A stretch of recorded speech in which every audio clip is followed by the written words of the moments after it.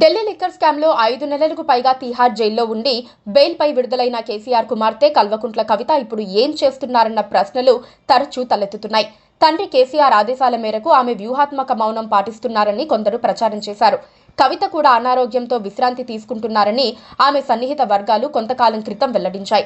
KCR farm house కు పరిమితమైన నేపథ్యంలో పార్టీ బరువంతా కేటీఆర్, హరీష్ రావు భరిస్తూ వచ్చారు. ఏదో ఒక రోజున కవిత బయటకు వచ్చి శివంగిలా విజృంభిస్తారని కూడా ఆమె సన్నిహితులు, అభిమానులు చెప్పుకున్నారు. 2 నెలల తర్వాత కొత్త వాదన తెరమీదకొచ్చింది. కవిత ఇప్పుడు రూటు మార్చినట్లుగా తాజా పరిణామాలు చెప్పకనే చెబుతున్నాయి. ఇటీవలే ఆమె తెలంగాణ బీసీ కమిషన్ను కలిశారు. ఆ క్రమంలో ఆమె వెంట ఎక్కడా బీఆర్ఎస్ నేతలు కనిపించలేదు.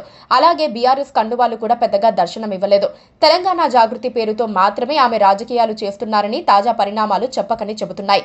ఎందుకంటే జాగృతిలో ఉన్న నేతలే ఆమె వెంట ఉన్నారు. బీసీ రిజర్వేషన్ల కోసం ఆమె చేస్తున్న పోరాటంపై బీఆర్ఎస్ సైలెంట్ గా ఉంది. ఇదొక్కటే కాదు, నిమ్స్ లో చికిత్స పొందుతున్న వాంకిడి ఆశ్రమ పాఠశాల విద్యార్థినులను కూడా బీఆర్ఎస్ నేతలు లేకుండానే కవిత వెళ్లి పరామర్శించి వచ్చారు.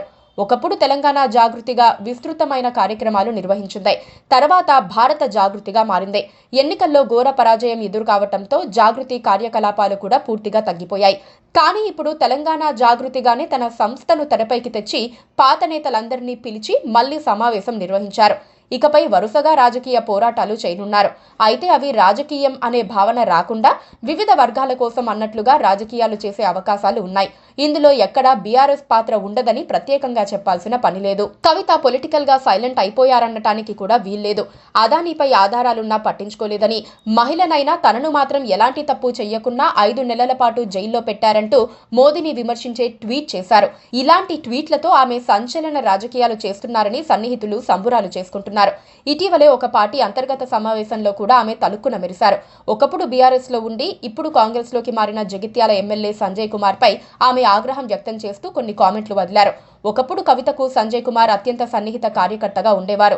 చాలా మంది ఆయనకు వ్యతిరేకంగా రిపోర్టులు ఇచ్చినా కవిత మాత్రం ఆయనకు అవసరానికి మించిన ప్రాధాన్యం ఇచ్చారని చెబుతూ ఉండేవారు.